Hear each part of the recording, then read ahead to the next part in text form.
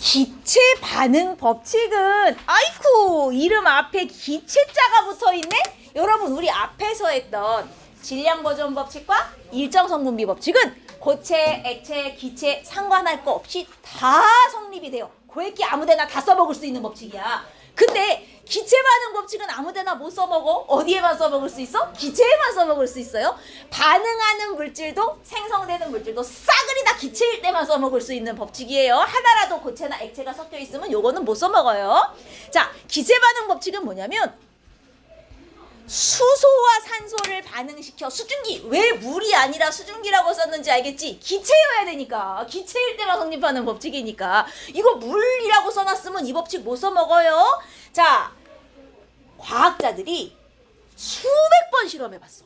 수소와 산소를 반응시켜 수증기를 만들 때 수소 부피를 10ml도 해보고 20ml도 반응시켜보고 30ml 막 부피를 바꿔가면서 수백 번을 실험을 해본 거야. 자, 엄청나게 실험을 많이 했는데 항상 얘네들은 2대 1대 2의 부피비로 반응한다는 사실을 과학자들이 알아냈어.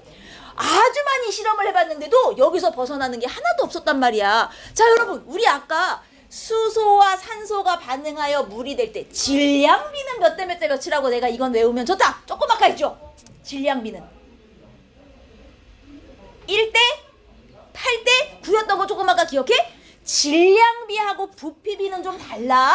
질량은 말 그대로 질량을 재서 비교하는 거고 이거는 기체일 때 부피비가 이렇게 됐다는 거야. 항상 이 부피비대로 반응하더라는 거야. 근데 잘 생각해보면 아까 전에 내가 수소와 산소 반응할 때 그림 어떻게 그려줬어? 자, 수소는 요렇게 수소 두 분자에 산소는 이렇게 한 분자 딱 반응을 해야 얘네가 이렇게 생긴 수증기 두 분자로 나온다. 이렇게 반응을 해야 반응 전후에 원자의 종류와 수가 유지된다. 얘기했었지.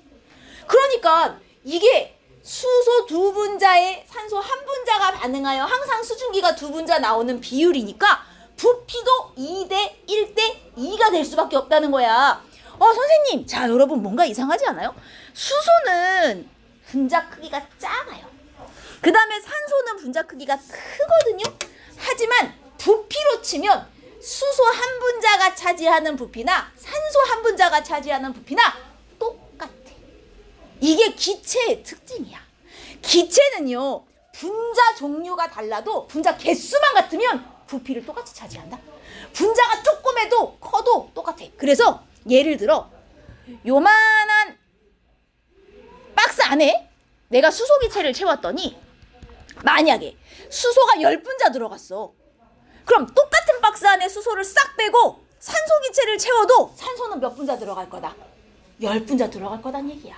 무슨 말인지 이해돼? 기체는 크기가 크건 작건 종류가 다르건 전혀 상관없이 분자 수만 같으면 부피를 똑같이 차지한다. 뭔 말인지 이해돼요? 오케이? 자, 그러면 봐봐. 얘네의 부피비가 2대 1대 2를 항상 유지하는 이유는 하나뿐이야. 분자 수가 2대 1대 2로 반응하니 부피도 2대 1대 2가 될 수밖에 없는 거야. 그런데 우리 분자 수가 결국 화학 반응식의 개수 아니야? 개수비가 분자 수비 아니었어? 그래서 얘네를 화학 반응식으로 쓰면 이렇게 쓰는 거 아니었어? 2H2 플러스 O2 이렇게 했더니 H2O 두 분자가 생겼어. 여기에 이 개수, 물론 1은 생략하고 안 썼지만 2대 1대 2가 결국 분자 수비 아니었어?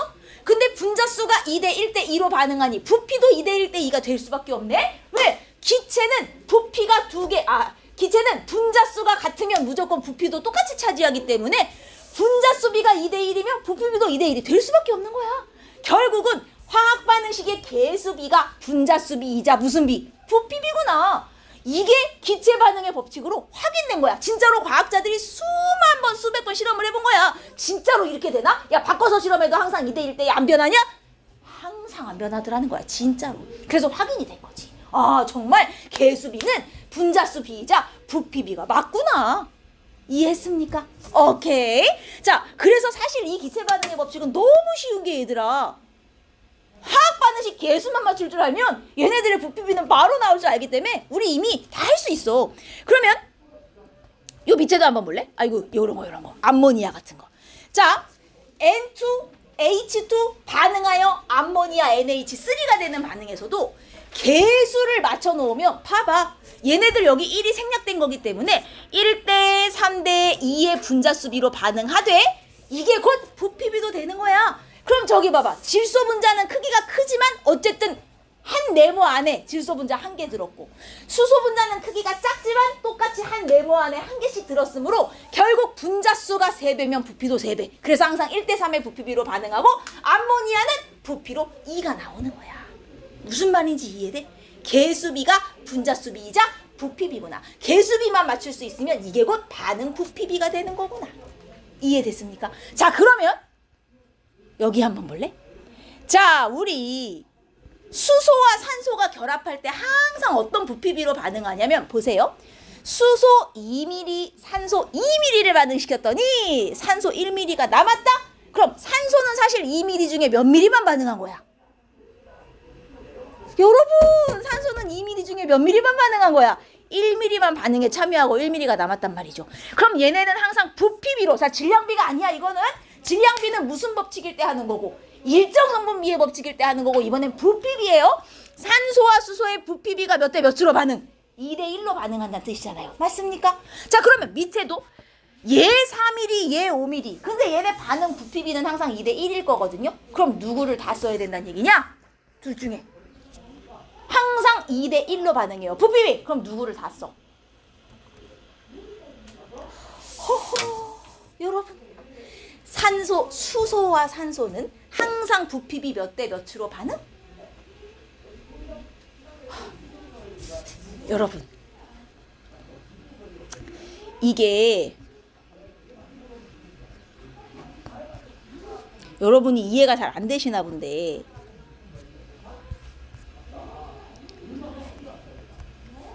이건 또 물이네. 자, 제가 이런 표를 하나 보여드릴게요. 잘 한번 보세요. 지금 수소와 산소에 아까 앞에 이거는 여러분이 예전에 숙제를 하신 건데 여기는 지금 수소와 산소에 뭘 뒀어? 뒤에 지금 그램 붙어 있는 거 보여? 얘네들의 반응 전후에 뭘 알려준 거야? 질량을 알려준 거야. 맞지? 이건 무슨 법칙하고 상관 있는 표야? 반응할 때 항상 일정한 질량비로 반응한다는 무슨 법칙이라고? 노노노. 그거는 반응 전과 반응 후의 질량은 항상 보존된다가 질량 보존이고요. 반응 전후에 항상 일정한 질량 비로 반응한다는 무슨 법칙? 아까 이름이 어려운 법칙 있었잖아. 일정 성분비의 법칙. 질량 비가 항상 일정하다. 잘 봐. 이게 무슨 뜻이냐면 반응 후에 수소가 0.1이 남았다는 건 이 중에 실제로 반응한 수소는 몇 그램이다? 0.1g이다. 그럼 얘들아, 수소 0.1g에 산소 0.8g이 반응하는 비율이니까 얘네들의 반응 질량비는 몇 대 몇이다? 1대 8이다라는 걸 여기서 알려준 거지. 그러면 얘네도 1대 8, 얘네도 1대 8을 무조건 맞춰서 반응해야 돼. 질량비는 늘 일정하게 반응하거든? 그러면 얘네 1대 8 맞춰서 반응하려면 둘 중에 누구를 다 써야겠어? 누구? 수소를 0.4g 다 쓰면 산소는 1대 8로 반응하니까 1대 8로 반응하니까 몇 그램 쓰는 거야? 3.2g을 쓰고 남는 게 누구야? 산소 0.2g이 남는 거잖아. 그지?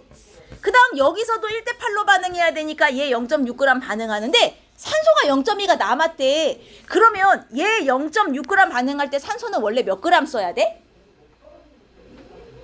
여러분, 몇 대 몇의 질량비로 반응한다는 걸 1번에서 우리가 이미 알아냈어? 1대 8의 질량비로 반응한다는 걸 1번에서 이미 알아냈어. 그럼 얘 6g이면 얘 몇 그램 반응을 다 했다는 뜻이야? 4.8g 반응을 해야 되죠. 1대 8, 1대 8. 근데 산소가 0.2 남았다는 것은 실제로 산소는 몇 그램이 있었다 원래? 5g이 있었다. 여기까지 이해했어? 자, 지금 얘네들 항상 일정한 무슨 비로 반응한다? 아까 무슨 비로 반응 중이야 지금? 일정한 질량비로 반응 중이죠. 이게 무슨 법칙? 이게 일정 성분비 법칙. 질량비가 일정하다는 게 일정성분비 법칙. 근데 자 이번에는 다른 표를 볼게. 여기는 질량이 아니라 다 뭐가 주어져 있어? 이게 뭐야? 밀리리터 뭐의 단위야? 부피. 그렇지. 자 그러면 이번엔 얘네가 몇 대 몇의 부피비로 반응하는지 한번 볼까? 자 수증기가 20. 가장 잘 보이는 게 2번 실험이야. 2번 실험 기준으로 볼 거야. 자 산소가 5 남았다는 것은 실제로 산소는 이 중에 부피로 얼마만 반응을 하였다? 15만 반응을 하였다. 그럼 여러분 둘 다 남을 수는 없어요. 둘 중에 한 놈이 남았다는 건 나머지 한 놈은 다 썼다는 소리야. 알겠어? 그러면 수소와 산소가 몇 대 몇의 부피비로 반응하는구나. 2대 1의 부피비론을 반응하는구나. 그래서 수증기는 다시 얼마가 생기는구나. 2대 1대 2의 부피비로 반응하는구나. 그럼 얘네도 항상 2대 1대 2로 반응하겠구나. 그런데 얘가 20ml 생겼으면 둘 중에 자 누가 남은 걸까? 그렇지. 수소 얼마 쓴 건데? 20 쓰고 수소가 10ml 남았겠구나. 왜 항상 2대 1대 2의 비율로 반응할 테니까. 주어진 자료 중에 하나의 자료는 반응한 비율을 알려주는 자료가 있어. 그러면 나머지 애들도 다 그 비율에 맞춰서 반응을 시켜야 되는 거야. 그럼 마지막 표는 어때? 산소가 10g 남았어? 얘는 실제로 얼마밖에 반응을 안 한 거야? 20밖에 반응을 안 한 거야. 그치? 그럼 40, 20 수증기 얼마 생겨올게? 40. 항상 얼마로 반응하니? 2대 1대 2. 그거 어디서 알았어? 2번 실험에서. 항상 일정한 부피비로 반응한다. 이건 무슨 법칙? 이게 무슨 법칙? 희창아 이게 무슨 법칙?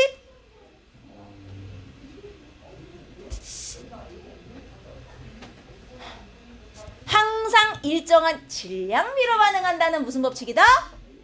일정성분비 법칙. 항상 일정한 부피비로 반응한다는 무슨 법칙이다? 기체반응 법칙. 두 개가 다르다. 아까 잘 보면 아까도 분명히 수소산소였어. 근데 여기는 1대 8이었잖아. 여기도 수소산소인데 여기는 2대 1이야. 왜 달라요? 아깐 질량비고 얘는 부피비니까. 오케이?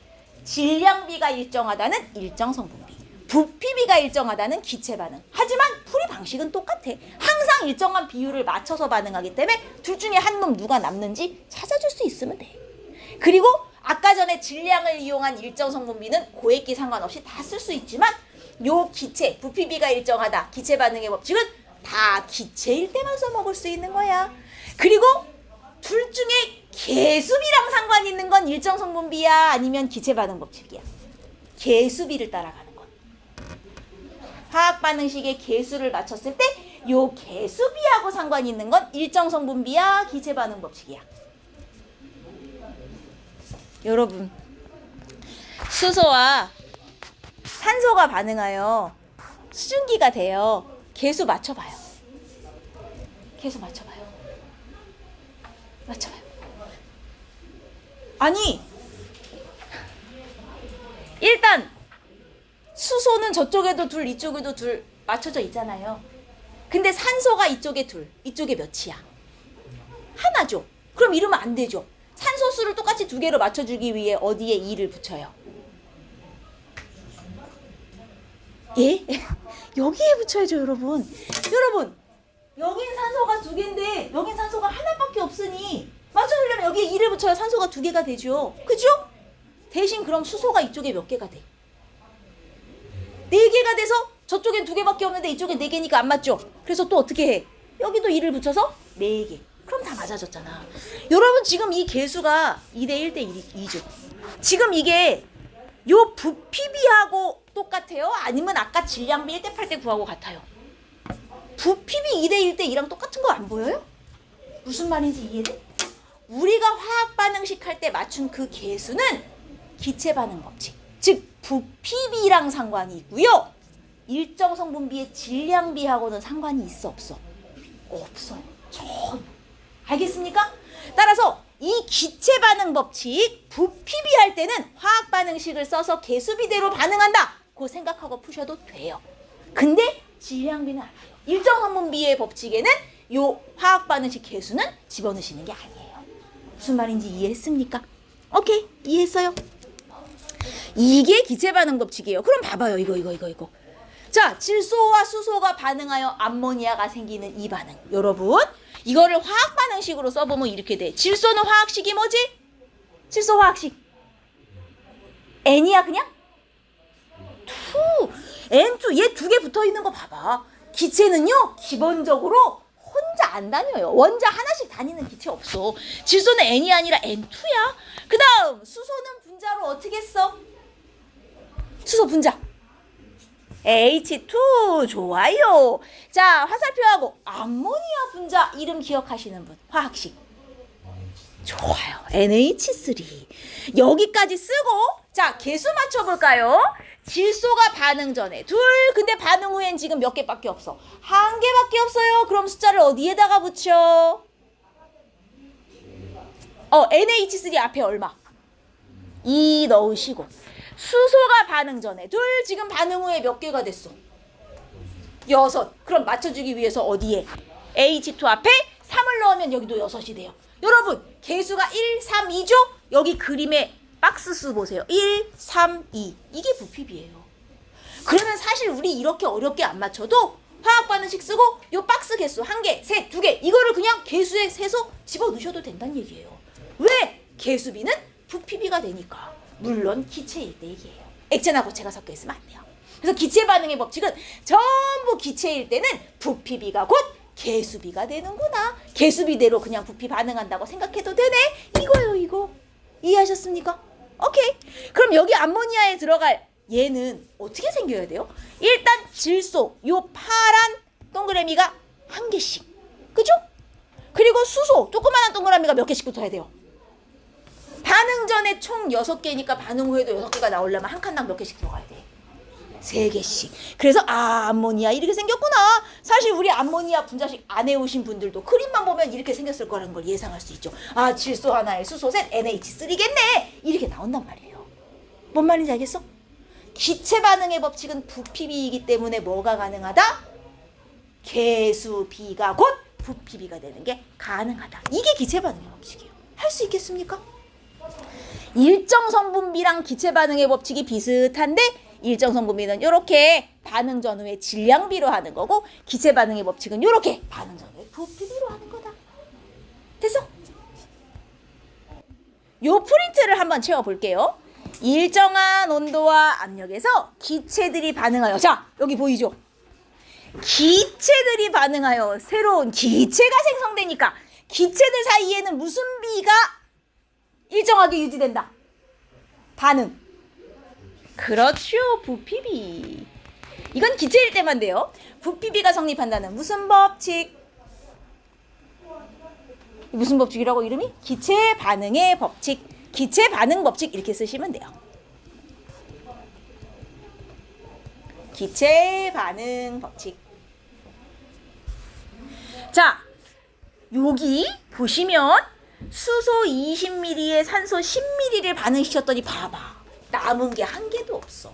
쟤네 몇 대 몇의 부피비로 반응하는구나.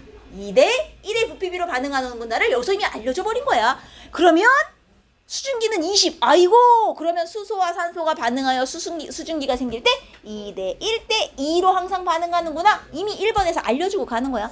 나머지는 다 요 2대 1대 2를 맞추면 돼. 자, 2번 반응에서 누구를 다 쓸까? 항상 2대 1대 2의 부피비로 반응한다는 거 잊지 마시고 2대 1대 2. 누구를 다 쓰는 거야? 수소를 다 쓰는 거야. 그럼 산소는 얼마 쓰는 거야? 그렇죠. 얘는 5ml 쓰는 거죠. 그래서 반응 후에 남는 기체의 종류는 산소가 얼마 남아요? 5ml 남아요. 그리고 이때 만들어진 수증기 부피는 얼마가 나오겠다는 거야?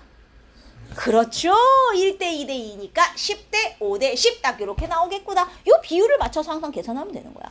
자, 그러면 그 다음 30, 10 반응시켰어. 항상 2대 1로 반응해야 돼. 누구를 다 써? 자, 그럼 수소는 얼마 남는 건데? 그렇죠. 얘 20 쓰고 수소가 10 남는 거야, 이번엔. 그래야 2대 1이 되지.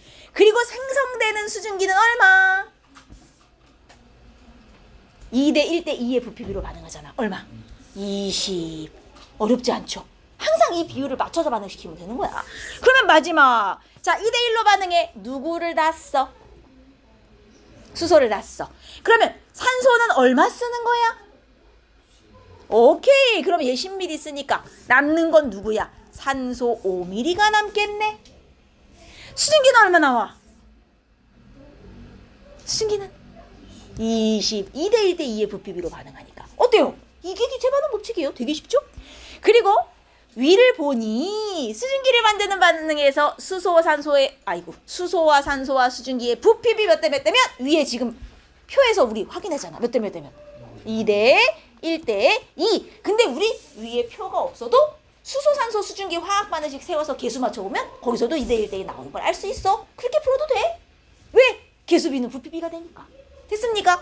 자, 그 다음 온도와 압력이 같을 때 내가 아까 수소는 크기가 조그맣고 산소 분자는 크기가 크지만 수소도 산소도 한 분자당 차지하는 부피는 똑같아. 모든 기체가 한 분자당 차지하는 부피는 똑같아. 자, 이거 누가 발견해낸 법칙이냐면 이름이 긴 아저씨가 있어요. 아보가드로라는 아저씨가. 기체는 종류가 달라도 같은 부피에 들어있는 분자 개수는 똑같다는 걸 이 사람이 알아냈어요. 그래서 조그만한 수소도 크기가 큰 산소도 같은 부피 안에 들어있는 개수는 똑같다. 분자수 말하는 거예요. 분자수는 똑같다. 이게 아보가드로 법칙이고, 여기서 분자 모형 그려볼까? 자, 이거 제가 잘못 그렸는데 원래 이렇게 떨어뜨려서 그리면 안 돼요. 수소는 조그맣게 한 부피당 한 분자씩 집어넣고, 산소는 크기가 크지만 똑같이 한 부피당 한 분자가 들어가야 됩니다. 아까 제가 이거 두 개 떨어져서 그렸잖아요. 붙여서 그려야 돼요. 분자는 결합해 있는 거기 때문에 이렇게 그리시면 수증기는 어떻게 돼? 자, 얘 하나당 요렇게, 또 얘 하나당 요렇게. 됐습니까? 이렇게 해야 수증기 두 부피가 나오는구나. 잘 보시면 반응 전후에 원자의 종류와 수는 변해요, 안 변해요? 분자의 종류와 수는 변했어요, 안 변했어요? 여러분, 나 누구랑 얘기하니? 분자의 종류와 수는 변했어, 안 변했어? 변했어. 분자는 이렇게 생긴 분자, 이렇게 생긴 분자가 있었는데 이렇게 생긴 분자로 바뀌었잖아요. 하지만 안에 들어있는 작은 알갱이인 원자는 안 변했죠? 자, 문제 좀 보세요. 반응 부피비와 분자수비 쓰는 건데 지금 부피비 몇 대 몇 대 몇으로 반응하고 있어요? 2대 1대 2로 반응하고 있어요. 그럼 부피비가 2대 1대 2면 당연히 분자수비 쓸 필요도 없이 2대 1대 2. 왜? 기체는 부피비가 곧 분자수비예요. 같은 분자당 차지하는 부피가 무조건 똑같으니까. 이해되셨습니까? 기체 반응의 법칙이 제일 쉬운 거야. 자, 이거 해볼까요? 질소는 한 부피당 한 분자가 들었어요. 수소도 똑같이 네모 한 칸당 분자를 하나씩. 분자 크기가 달라도 한 칸당 들어있는 분자 수는 같아야 됩니다. 모든 기체는 다 똑같아요. 암모니아 두 분자, 두 부피가 나오려면 질소가 하나에 수소가 셋, 질소가 하나에 수소가 셋, 이렇게 붙어야 한 분자, 세 분자 반응하여 두 분자가 나오는 반응을 할 수 있구나. 얘네들의 반응 부피비 1대 3대 2로구나. 부피비가 1대 3대 2면 반응 분자 수비도 1대 3대 2. 계산해 볼 필요도 없이 얘네 개수비도 1대 3대 2일 거야. 어때요? 그림에 넣어볼 수 있겠습니까? 안 어렵죠? 좋아요. 이게 기체 반응 법칙이에요. 아이고, 자, 다음 장에 가시면 여기 이번에는 수소와 염소가 반응해요. 어허, 여러분, 수소 분자식 어떻게 쓸 거예요? 얼레리? 수소 분자식 어떻게 쓰실 거예요? H2. 좋아요. H 아니죠. H2. 염소 어떻게 쓰죠? 염소. 희상아, 염소 어떻게 써요? C. 근데 염소 분자니까? 아니, 그건 이온이고 염소 분자. 분자는 두 개씩 결합한 걸 분자라 그래. Cl만 있으면 염소 원자. 분자는? 희정아, 봐봐. H만 있으면 수소 원자죠. 그럼 수소 분자 지금 어떻게 썼어? 염소 원자는 Cl이에요. 그럼 염소 분자는? 뭔지 알겠어? 분자는 두 개씩 붙어야 분자야. 염소 분자는 Cl2. 여러분, 우리가 원소 기호를 염소는 Cl, 수소는 H 이렇게 외우지만 정말 여기에 염소 하나 딸랑, 수소 하나 딸랑 이렇게 혼자 댕겨요? 댕겨요, 안 댕겨요? 안 다녀요, 얘네. 원소 기호는 우리가 HCl 이렇게 외우지만 혼자 다니지 않아요. 항상 둘이 붙어 다녀서 분자로는 H2, Cl2 이렇게 쓰는 거예요. 오케이? 자, 그러면 여기 그려봅시다. 아, 염화수소도 써봐야지. 염화수소는 어떻게 분자식을 써야 돼? 아이, 염화수소 분자식 불러봐요. 어떻게 쓸까요? 이것들이 염화수소. 그렇죠. 일단 여러분 앞에 양이온 먼저 뒤에 음이온이잖아요. HCl. 그러면 얘가 여기에 H2 한 분자, 여기 Cl2 한 분자. 자, 합쳐서 염화수소 두 분자가 나와야 돼요. 어떻게 그려야 돼요? 수소 하나, 염소 하나. 수소 하나, 염소 하나. 이렇게 붙어야 HCl 두 분자가 되는 거죠. 뭔 얘기인지 알겠어요? 반응 전후에 원자의 종류가 수가 변하면 안 되잖아요. 안 그려 놓으실 거예요?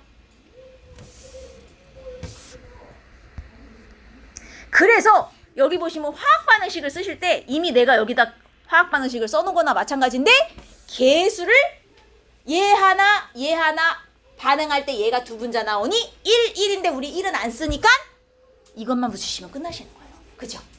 1대 1대 2에 개수비대로 반응하는구나. 그 다음 반응하는 물질에 여러분 수소는 몇 분자? 한 분자. 이게 지금 수소 한 분자죠. 그 다음에 염소도 한 분자. 그랬더니 염화수소는 몇 분자 나온 거예요? 두 분자 나온 거예요. 반응 분자 수가 1대 1대 2. 그 다음 자 원자의 종류. 여기는 H2니까 얘를 구성하는 원자는 수소 한 종류죠. 얘도 Cl2니까 얘를 구성하는 원자는 염소 한 종류예요. 근데 염화수소는 HCl이에요. 얘를 구성하는 원자는 누구와 누구? 수소와 염소 두 종류가 다 들어있죠. 원자와 분자, 원소를 구분하셔야 돼요. 구성하는 원자의 종류는 쟤는 수소만, 얘는 염소만. 아, 얘는 염소와 수소가 다 들어있구나. 구분하셨습니까? 여기까지. 그리고 구성 원자의 개수. 여러분 여기 수소가 원자로 몇 개? 수소 원자로 2개. 왜 2개인지 알죠? 분자로는 하나지만 원자는 요 안에 작은 거 세는 거예요. 얘도 분자로는 하나지만 염소 원자로는 2개. 근데 이 안에 분자로 2분자. 자, 원자로는 총 몇 개야? 염소 원자가 큰 거 2개에 수소 원자 작은 거 2개니까 원자로는 총 4개가 되는 거예요. 수소들, 염소들에서 원자 개수 총 4개. 이해했습니까? 여기까지 이해했어요? 오케이? 자, 그 다음 개수비. 그래서 우리 개수비 지금 아까 화학 반응식 했으니까 화학 반응식의 개수비 1대 2. 이게 개수비죠? 1대 2. 그리고 반응하는 분자 수비도 얘 한 분자 반응하니 얘 두 분자가 나오는 비율이잖아요. 개수비와 분자 수비가 같고 그 다음 부피비도 보세요. 부피비도 여기 네모 한 칸 반응하니까 2칸 나왔잖아요. 부피비도 1대 1대 2. 아, 결국은 개수비와 분자 수비와 부피비가 다 똑같은 거구나. 물론 부피비는 기체일 때만 되는 거지만 반응 전후에. 하지만 여기는 안 나와 있어. 질량비는 돼 안 돼? 안 돼요. 개수비는 질량비 안 돼요. 알겠습니까? 자, 여기서 질량보존 법칙 성립할까요? 이거 잘 보세요.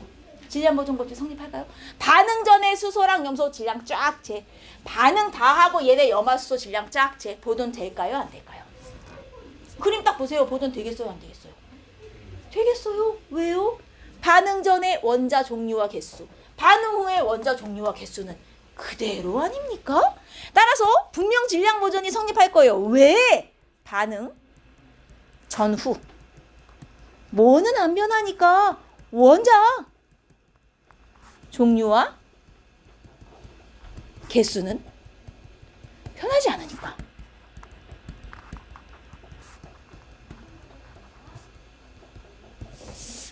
여기서 질량 보존 아마 당연히 성립할 거예요.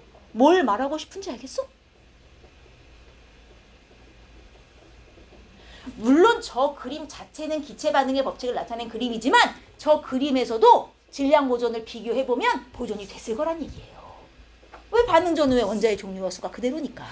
그 다음 여기서 만약에 내가 반응 전에 얘 질량 재고 얘 질량 재고 반응 후에 얘 질량 재보면 항상 일정한 질량비로 반응하는 거 될까요? 지금 이 그림 자체는 일정한 부피비로 반응한다. 기체 반응의 법칙을 나타낸 그림이지만 여기서 만약에 질량비도 성립하는지 확인해 본다면 질량비도 될 겁니다. 왜요? 물론 질량비가 1대1대2는 아니겠지만 어쨌든 일정한 비율로만 반응할 거예요. 왜? 반응하는 분자수가 일정하니까 당연히 반응하는 질량비도 일정할 수밖에 없죠. 그렇죠? 즉 여기서 일정 성분비 법칙이 성립할 거예요. 왜 성립합니까? 반응할 때, 반응 시 각 원자들이 일정한 개수비로 반응함으로 당연히 질량비도 일정할 거예요.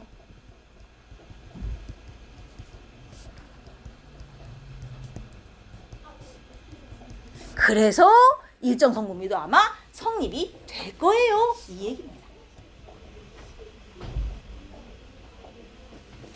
이해하셨습니까?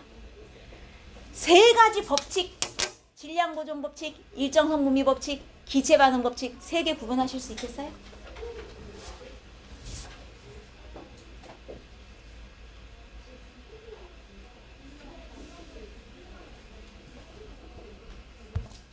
책 196쪽을 피면 이제 맨 뒤에 발열 반응, 흡열 반응 남았는데 요거는 금방 끝나니까 이러면 이제 1단원이 마무리가 되는 거예요. 발열이 무슨 말이야? 발생시켜 뭐를? 열. 반응이 일어날 때 열이 나오면 발열 반응이라 그래요. 네. 어떤 반응이 일어날 때 에너지를 방출, 열이 나왔어. 그럼 발열이거든요. 자, 반응이 막 일어나니까 열이 나와. 그러면 온도가 올라가는 거야? 내려가는 거야? 올라가는 거, 그죠? 발열 반응이 일어나면 따뜻해져요. 열이 나오니까. 대표적인 발열 반응, 연소 반응하면 열이 막 나오잖아요. 그죠? 그 다음에 여러분, 산하고 염기, 뭐 염산, 황산 이런 게 산이잖아. 염기에 아는 거 있니? 초등학교 때 이런 거 안 배우나? 염기에 수산화나트륨, 수산화칼슘 뭐 이런 거 있는데 하여튼 산하고 염기가 들어가는 반응은 다 열이 나온다고 생각하시면 돼요. 산이랑 염기가 들어가는 반응은 다 열이 나오는 반응. 그래서 이 안에다가 이렇게 산하고 염기를 섞잖아요. 그럼 여기서 열이 막 나와갖고 이 플라스크를 잡아보면 애가 따끈따끈해져 있어. 열이 나오니까. 그 다음 산화칼슘과 물의 반응이라고, 산화칼슘이라는 가루에다가 물을 떨어뜨리면 얘가 막 안에서 열이 막 발생하면서 만지면 뜨거워지거든요. 요 산화칼슘과 물의 반응, 이렇게 해서 열이 나오는 이 반응을 어디에 이용하냐면, 여러분 보통 세균이나 바이러스가 열에 약한 거 알죠? 열로 소독하면 세균이 죽잖아, 그지? 그래서 이런 거 산화칼슘이랑 물을 반응시켜서 뜨거운 열이 나오는 걸 이용해서 병균 소독할 때 쓰기도 해요. 구제역이라고 들어봤어? 소나 돼지가 걸리는 병인데, 이런 병이 한번 발생하면 막 농가에 막 퍼져갖고 소들이 막 돼지들이 떼죽음하고 이러거든? 그래서 이 병이 한번 발생하면 이런 산화칼슘에 물을 섞어갖고 열이 발생하는 이걸 이용해서 뜨거운 걸 막 열을 발생시키면 여기에 구제역 병균 같은 게 막 죽는 거야. 그래서 소독할 때도 쓰고요. 자, 그 다음에 호흡. 여러분 여기서 말하는 호흡은 내가 숨을 들이쉬고 내쉬고 이 호흡을 말하는 게 아니야. 여러분들 지금 숨 쉬지? 숨 쉬면 산소가 들어가지? 여러분이 먹은 산소는 다 어디로 가는 거야? 왜 이렇게 오늘 아무 생각들이 없어? 여러분이 들이마신 산소는 물론 폐로 가죠. 폐를 거쳐서 어디까지 가는 거야, 여러분? 우리의 손끝, 발끝, 온몸 구석구석에 세포한테 다 전달되는 거야, 지금 이 산소. 그 다음 여러분 밥 먹잖아요. 밥 먹으면 소화돼서 영양분이 될 거잖아. 이 영양분도 다 어디로 가는 거야? 여러분들 온몸 구석구석에 세포한테 다 가는 거라니까? 그러면 이 세포가 산소와 영양소를 받아서 그걸 갖고 뭘 하는데? 여러분 세포가 산소와 영양소를 받아서 그거 갖고 뭐 합니까? 살아가는데 필요한 에너지를 내는 거예요. 우리 몸속에서 발열 반응이 막 일어나고 있기 때문에 그 에너지로 움직이기도 하고 여러분 체온도 유지하고 다 하는 거란 말이에요. 우리 몸속에서 일어나는 호흡 다 발열이야. 알겠습니까? 그 다음 뭔가가 녹이 쓸었다. 여러분 녹 쓰는 건 금속이 누구랑 반응해서 녹이 쓰는 거예요? 정확하게? 왜 공기 중에 철을 오래 두면 녹이 쓸죠? 철이 누구랑 반응해서? 그죠? 공기 중에 산소. 여러분 녹 쓰는 건 다 산소와 반응하는 거거든요. 기본적으로 산소와 뭐가 반응한다 그러면 대부분 발열이라고 생각하시면 돼요. 사실 따지고 보면 연소도 물질이 산소와 결합해서 빛과 열을 내는 게 연소잖아요. 산소랑 반응하면 보통 열이 많이 나와요. 반면 이제 연소는 좀 빠르게 일어나는 거고 녹수는 건 좀 천천히 일어난다는 차이점이 있을 뿐 둘 다 반응이 일어날 땐 열이 나옵니다. 이런 게 발열이에요. 그 다음 제가 아까 얘기했죠? 산염기 들어가면 대부분 발열이라고. 산이랑 염기가 반응해도 열이 나오고 산에다가 금속을 집어넣어도 여기 기포가 막 뽀글뽀글 발생하는데 이 기포는 수소 기체거든요. 근데 수소 기체가 나오면서 동시에 열도 나와요. 그래서 이렇게 반응한 다음에 반응시킨 다음에 또 요거를 이렇게 잡아보면 시험관이 따끈따끈합니다. 어쨌든 열을 발생시키는 반응을 발열 반응이라 하고 발열 반응이 일어나면 온도가 어떻게 된다고? 올라가요. 따뜻해져요. 열이 발생하니까. 여기까지 이해했어? 그 다음 요 그래프가 중요해. 이 봐라. 여러분 열이 왜 발생할까요? 반응이 일어나는데 반응물 이 에너지를 이만큼 갖고 있었어. 근데 반응이 쫙 일어나고 나서 마지막에 보니까 남은 물질의 에너지가 요만큼 남았어. 뭐야? 반응물은 에너지가 이만큼 있었는데 반응이 끝나고 나니 요만큼밖에 없어? 그럼 나머지 에너지 어디 갔는데요? 여기부터 여기까지 이 에너지 다 어디 갔습니까, 여러분? 반응할 때 방출된 거예요, 이게. 이게 발열이에요. 그러니까 반응할 때 열을 방출하니까 반응물의 에너지보다 생성물의 에너지가 적을 수밖에 없지. 왜? 열이 나왔으니까. 이해했어요? 자, 그럼 반대로 생각해 보세요. 반응을 할 때 에너지를 흡수해. 반응을 할 때 에너지를 흡수해. 무슨 반응? 흡열 반응이에요. 에너지를 흡수해. 흡열 반응. 그러면 흡열 반응이 일어나면 온도가 어떻게 되겠어? 반응할 때 주변 에너지를 뺏어갔어. 그럼 온도가 어떻게 돼? 떨어지는 거죠. 그죠? 발열은 열이 나오니까 따뜻해지는 거고 흡열은 열을 뺏어가기 때문에 온도가 떨어지는 거야. 그럼 흡열 반응이 일어나는 대표적인 예. 자, 여러분. 소금을 물에 녹여 소금물을 만들면 얘가 물에 녹으면서 주변의 열을 뺏어가서 온도가 떨어져요. 여러분 그거 아나? 아이스크림을 만들 때 물론 냉동실에 얼려서 아이스크림을 만들 수도 있지만 내가 냉장고가 없는 상황이라면 아이스 박스에다가 얼음을 넣어요. 얼음을 막 잔뜩 넣어요. 그리고 여기다가 음료수를 넣은 컵을 담고 소금을 막 부은 다음에 아이스박스 뚜껑을 덮어요. 그러면 이 얼음하고 소금이 섞이면서 흡열 반응이 일어나서 온도가 뚝뚝뚝 떨어져갖고 음료수가 얼어서 아이스크림이 돼요. 오케이? 소금과 물, 소금과 얼음 이렇게 반응하면 무슨 반응? 흡열! 주변의 온도가 떨어져요. 열을 흡수합니다. 그 다음 자, 너무 이름이 길다. 수산화 바륨과 염화 암모늄? 자, 여러분 그냥 이렇게 외우세요. 이름에 암모늄자가 들어가는 애는 다 흡열입니다. 누구랑 섞어도 흡열이에요. 암모늄자가 들어가면 전부 흡열이에요. 그래서 얘가 들어가면 흡열 반응이 일어나서 차가워져요. 이게 어디에 있냐면 여기 질산암모늄과 물도 마찬가지야. 이름 중요하지 않아요. 암모늄자 들어가면 다 흡열이에요. 그래서 이 반응을 실제로 어떻게 실험하냐면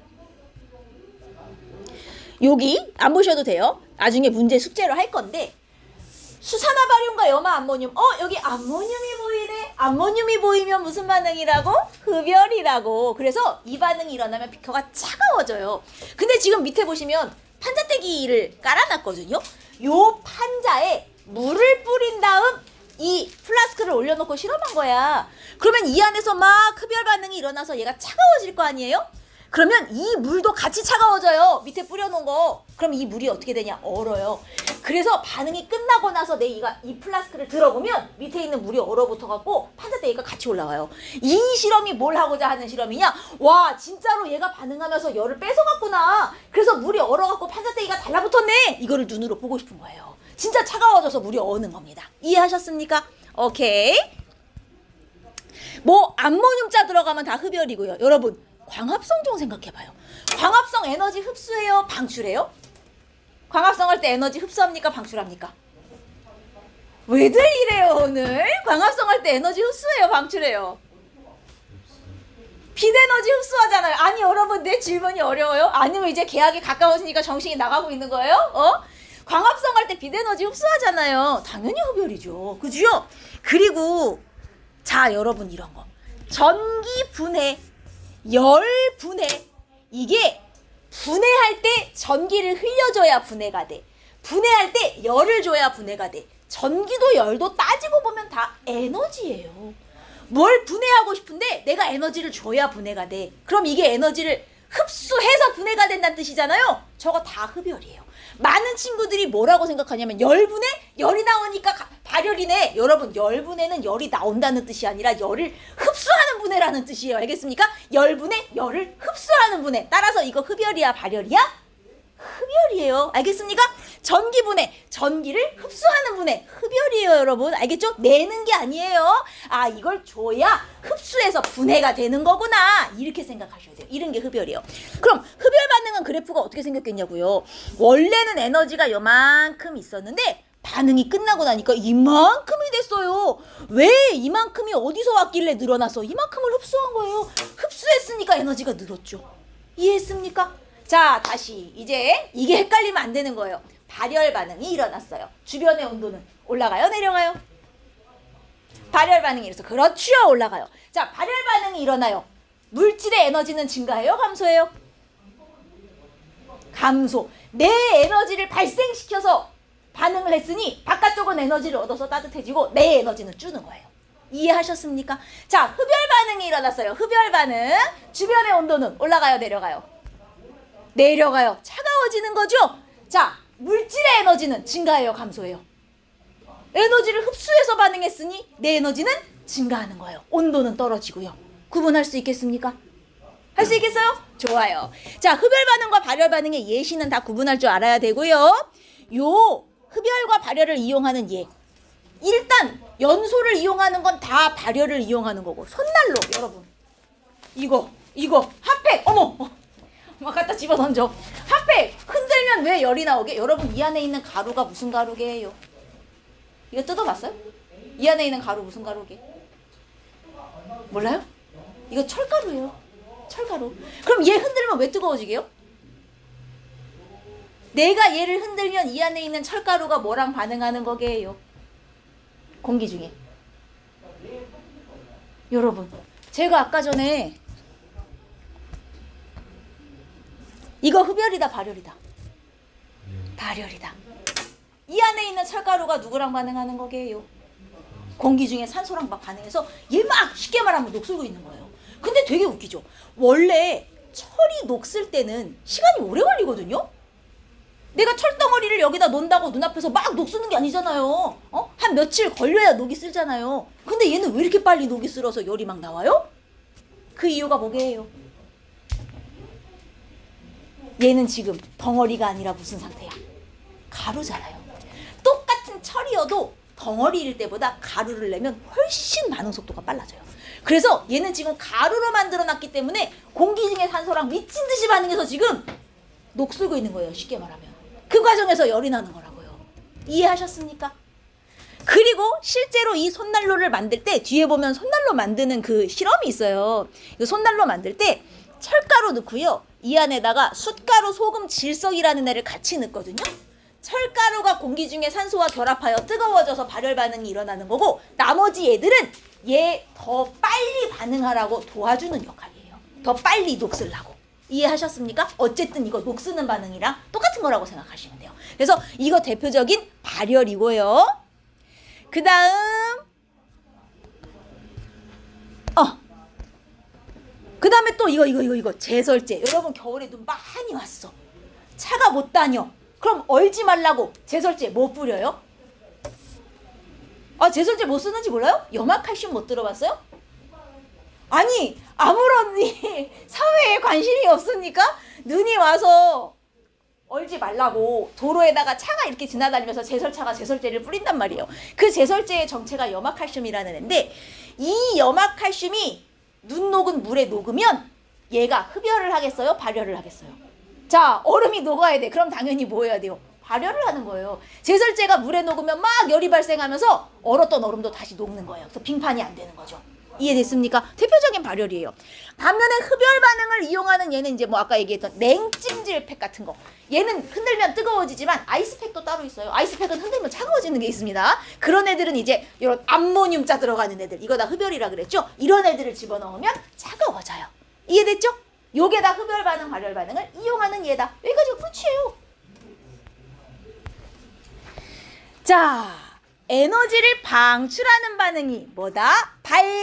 발생시키다는 거잖아요. 뭐를? 열을. 그리고 열이 발생하니까 온도는 높아져요. 따뜻해져요. 열이 발생하면. 자, 반응물의 에너지와 생성물의 에너지 중 뭐가 커요? 발열이 일어났어요. 열을 발생했어요. 그럼 반응 전과 반응 후 누가 에너지가 높은 거예요? 여러분, 열을 발생시켰어요. 내가 밖으로 막 내보냈어요. 반응 전 후 어느 쪽이 에너지가 높아요?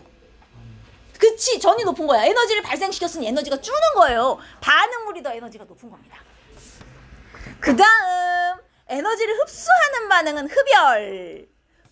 얘는 주변의 열을 뺏어가기 때문에 주변의 온도는 추워져요. 차가워집니다. 낮아지고. 에너지를 뺏어서 지가 먹어버렸기 때문에 내 에너지는 반응할 때보다 올라가죠. 오케이, 이해됐어요? 자, 그 다음 산화칼슘과 물, 아까 구제역 기억납니까? 이렇게 섞어서 세균 죽이는 데 쓴다고. 이거 발열이에요. 외워두셔야 돼요. 철의 산화, 발열이야, 흡열이야? 철 독 쓰는 거 발열이죠, 발열. 그 다음에 산염기 나오면 제가 다 뭐라 그래서 산염기 나오면 산염기 기본적으로 발열입니다. 산이든 염기든 하나라도 들어가면 발열이라 보시면 돼요. 열분해, 발열이에요, 흡열이에요? 열분해가 열이 나온다는 뜻이야? 아니에요. 열을 흡수하는 분해라는 뜻이에요. 이거 흡열입니다, 흡열. 열을 흡수해서 분해하는 거예요. 암모늄자 들어가면 다 뭐라고요? 암모늄자 들어가면 나 혼자 하고 있네. 암모늄 들어가면 흡열이에요. 암모늄 들어가면, 그죠? 자, 그리고 여기 산 들어가면 일단 산염기 나오면 발열이라니까요. 산염기 나오면 발열. 아까 소금과 물 발열이에요, 흡열이에요? 냉장고 대신 아이스크림 만들 때 쓴다 그랬잖아요. 그죠? 이거 흡열이에요. 소금을 물에 녹이는 것은 흡열 반응이다. 광합성 발열이에요, 흡열이에요? 빛에너지 흡수, 빛에너지 흡수. 광합성 하려면 빛 받아야죠. 흡열. 그죠? 이거 구분해야 돼요. 자, 발열 반응을 이용하는 얘, 손난로. 그 다음에 뭐 음식 조리, 제설제, 이 중에 아무거나 2개 쓰시면 되는 거예요. 이런 게 다 발열을 이용하는 예죠. 따뜻하게 하는 거. 손난로 만들기입니다. 밑에 쭉 보시면 주머니를 흔들면 손난로에 이 철가루와 누가 결합하는 거예요? 공기 중에 산소예요. 이 중에 결합하는 거 아니에요. 얘는 도와주는 거예요. 철가루하고 공기 중에 산소가 반응하여 에너지를 흡수 방출. 흡수예요, 방출이에요? 따끈따끈해지잖아요. 따끈따끈해지잖아요. 방출해야 따뜻해지지. 에너지를 방출하는 발열 반응이에요. 그리고 에너지를 방출하니까 온도는 높아져. 그래야 따뜻해지죠. 그죠? 뜨거워져요. 자, 그림과 같이 장치하였습니다. 이게 아까 그거예요. 암모늄자 들어가면 흡열이죠. 이 안에서 막 흡열 반응이 일어나니까 주변의 열을 지가 뺏어와서 주변이 차가워져서 물이 얼어버리는 거야. 그러면 플라스크 안에서 무슨 반응? 흡열 반응이 일어났어요. 그래서 열 에너지를 흡수를 해버렸어요. 열을 뺏어가니까 주변의 온도가 낮아집니다. 물의 온도도 낮아져서 얼어버렸어요. 이게 흡열이에요. 오케이? 쉽죠?